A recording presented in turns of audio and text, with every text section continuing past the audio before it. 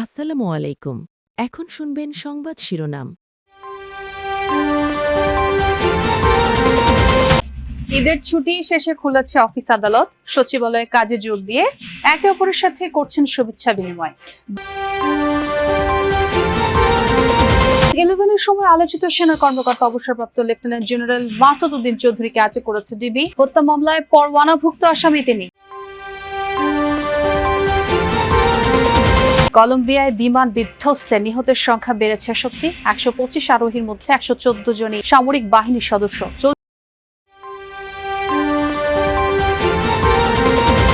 ঈদের ছুটি শেষে আজ সচিবালয়ে অফিস করছেন প্রধানমন্ত্রী তারেক রহমান। বলছিলাম সচিবালয়ে অফিস করছেন প্রধানমন্ত্রী, তার আজকের কর্মসূচি। এতক্ষণ শুনছিলেন সংবাদ শিরোনাম, এখন শুনবেন বিস্তারিত। শুরুতেই ঈদ যাত্রার খবর।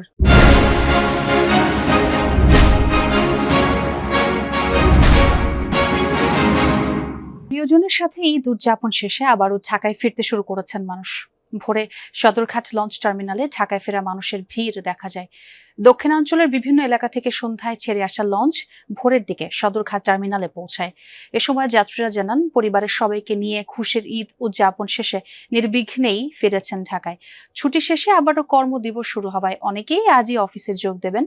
মাঝে 2 দিন কর্মদিবসের পর আবার 3 দিনের ছুটি থাকায় পরিবারের অনেক সদস্যই আগামী শুক্র ও শনিবার ঢাকায় ফিরবেন বলে জানান তারা। খুব সুন্দরভাবে ঈদ কেটেছে এবং লঞ্চে মানামি লঞ্চে খুব সুন্দরভাবে আমরা এখানে আসছি, পড়ছি ঢাকায় বরিশাল থেকে। সুস্থ শান্তিতে আসছি, খুবই ভালো। ঠিক আছে, আমরা খুবই শান্তিতে আসছি, ভালোভাবে কাটছে, কোনো অসুবিধা হয় নাই। ঈদ যাত্রাও ভালো হয়েছে। এদিকে ঈদের ছুটি শেষ হওয়ায় সড়ক পথেও ঢাকায় ফেরা মানুষের চাপ রয়েছে। দেশের বিভিন্ন প্রান্ত থেকে বাসে করে ঢাকায় ফিরছেন মানুষ। রাজধানীর মহাখালী সহ বিভিন্ন টার্মিনালে দেখা গেছে যাত্রীদের ভিড়। এদিকে ঈদের ছুটিতে যারা বাড়িতে যেতে পারেননি তাদের অনেকেই আজ বাড়ি যাচ্ছেন। যারা রাজধানী ছাড়ছেন তারা বলছেন ভোগান্তি এড়াতে ঈদের আগে বাড়িতে যাননি, এখন প্রিয়জনের সঙ্গে ঈদের আনন্দ ভাগাভাগি করতে। যেমনটি বলছিলাম, ঈদের ছুটি শেষে রাজধানী ফিরতে শুরু করেছেন মানুষ। যেহেতু আজই খুলেছে অফিস আদালত, গাবতলী বাস টার্মিনালে যেতে চাই, সেখানে সহকর্মী তাজনুর ইসলাম রয়েছেন।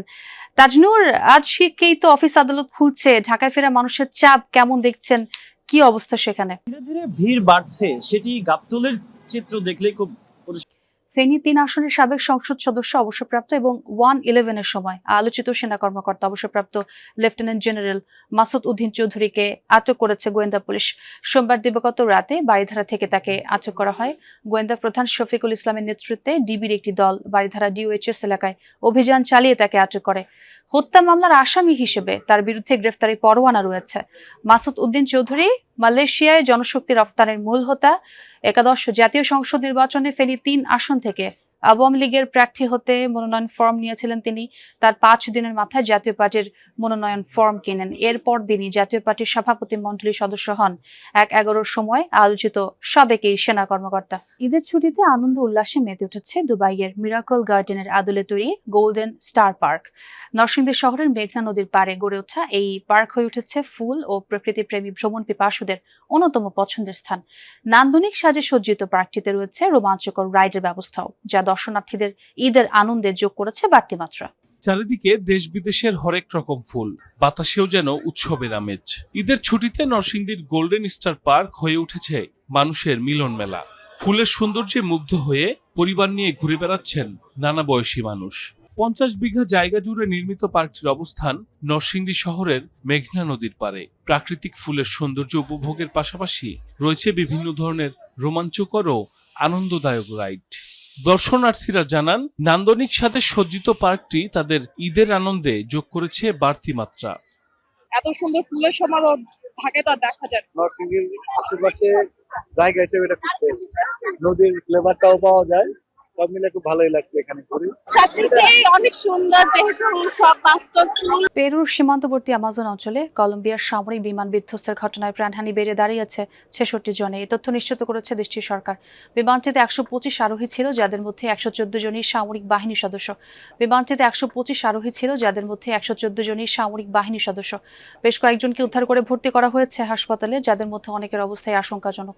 বাকিদের উদ্ধারে চলছে তৎপরতা। কর্তৃপক্ষ জানিয়েছে উড্ডয়নের পরপরই বিধ্বস্ত হয় লকহিড মার্টিনের হারকিউলিস C-130 মডেলের বিমানটি, শিকার হয় ভয়াবহ অগ্নিকাণ্ডের। এখনও জানা যায়নি দুর্ঘটনার কারণ, এরই মধ্যে শুরু হয়েছে তদন্ত। ঈদের ছুটি শেষে আজ সচিবালয়ে অফিস করছেন প্রধানমন্ত্রী তারেক রহমান।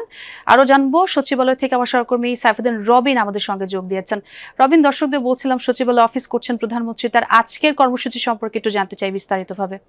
ছোঁয়া, ঈদের ছুটি শেষ হলো, শেষ হওয়ার পরে যে খানিকটা অলসতা কিংবা খানিকটা বিশ্রাম নেওয়া সেরকম সুযোগ নেই। একেবারে ঈদের ছুটি শেষের প্রথম কর্মদিবসের দিনের শুরুতেই অর্থাৎ সকাল 9:01 সচিবালয়ে নিজ সভাকক্ষে বা নিজ কার্যালয়ে অফিস করছেন প্রধানমন্ত্রী তারেক রহমান, এবং দিনের শুরু থেকেই বলা চলে বেশ ব্যস্ততা, অর্থাৎ বিভিন্ন দাপ্তরিক যে কার্যক্রম সেসব সম্পন্ন করছেন। ইতিমধ্যেই বৈঠক অনুষ্ঠিত হয়েছে প্রধানমন্ত্রীর সঙ্গে IMF এর দক্ষিণ এশীয় অঞ্চলের বা এশিয়া প্যাসিফিক অঞ্চলের, মূলত এশিয়া প্যাসিফিক অঞ্চলের পরিচালক কৃষ্ণা শ্রীনিবাসনের সঙ্গে একটি গুরুত্বপূর্ণ বৈঠক অনুষ্ঠিত হয়েছে প্রধানমন্ত্রীর সঙ্গে, এবং সেই বৈঠক শেষে সেখানে অর্থ পরিকল্পনা মন্ত্রীর সঙ্গে ছিলেন, তিনি উপস্থিত ছিলেন, এবং পরবর্তীতে প্রধানমন্ত্রীর সঙ্গে বৈঠক শেষ করে IMF এর এশিয়া প্যাসিফিক অঞ্চলের পরিচালক এখন বৈঠক করছেন অর্থ পরিকল্পনা মন্ত্রী আমির খুরশিদ মাহমুদ চৌধুরীর সঙ্গে, এবং সেই বৈঠক শেষেই বিস্তারিত আসলে জানা যাবে যে বৈঠকের আলোচ্য সূচি কি ছিল। আরেকটা বিষয় উল্লেখ করতে হয়, আরো বেশ কয়েকটি নির্ধারিত বৈঠক রয়েছে প্রধানমন্ত্রীর সঙ্গে, বিশেষ করে যানজট নিরসন সংক্রান্ত একটি বৈঠক রয়েছে, এবং সেই সঙ্গে প্রবাসী কল্যাণ মন্ত্রী আরিফুল হক চৌধুরীর সঙ্গেও একটি বৈঠক অনুষ্ঠিত হবে। সেই বৈঠকের লক্ষ্যে ইতিমধ্যেই প্রধানমন্ত্রী কার্যালয়ে বা প্রধানমন্ত্রীর সভাকক্ষে এসে পৌঁছেছেন বা মন্ত্রিপরিষদ সভায় কক্ষে এসে পৌঁছেছেন বেসামরিক বিমান ও প্রবাসী কল্যাণ মন্ত্রী আরিফুল হক চৌধুরী। এর আগে বেসামরিক বিমান পরিবহন ও পর্যটন প্রতিমন্ত্রী রশিদুজ্জামান মিল্লাত প্রধানমন্ত্রীর সঙ্গে ঈদের শুভেচ্ছা বিনিময় করেছেন।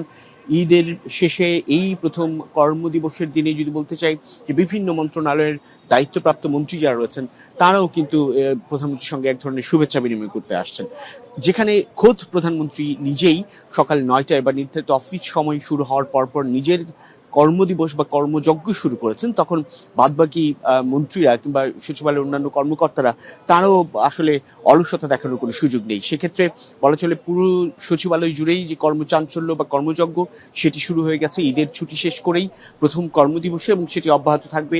যারা দায়িত্বপ্রাপ্ত কর্মকর্তা রয়েছেন তারা বলছেন প্রধানমন্ত্রীর এই তৎপরতার মধ্য দিয়ে গোটা সরকার পরিচালনায় বা রাষ্ট্র পরিচালনার ক্ষেত্রেও এক ধরনের গতিশীলতা আসবে। প্রধানমন্ত্রী নির্ধারিত বেশ কয়েকটি বৈঠক শেষ করে যখন কর্তা ব্যক্তিরা বেরোবেন তখনই আসলে সেই সব বৈঠকের আলোচ্য সূচি সম্পর্কে আমরা জানতে পারবো। তবে দিনভরই বেশ কিছু গুরুত্বপূর্ণ বৈঠকে অংশ নিতে যাচ্ছেন প্রধানমন্ত্রী তারেক রহমান। তার মানে সব মিলিয়ে আজকে একটা ব্যস্ত কর্মদিনে যাবে প্রধানমন্ত্রী তারেক রহমানের। অনেক ধন্যবাদ রবিন আপনাকে। জ্বালানি তেলের খোঁজে রাজধানীর এক পাম্প থেকে অন্য পাম্পে ছুটছেন পরিবহন মালিক চালকরা। সকাল থেকেই বেশিরভাগ ফিলিং স্টেশনে তেলের জন্য দীর্ঘ লাইন, কিন্তু মিলছে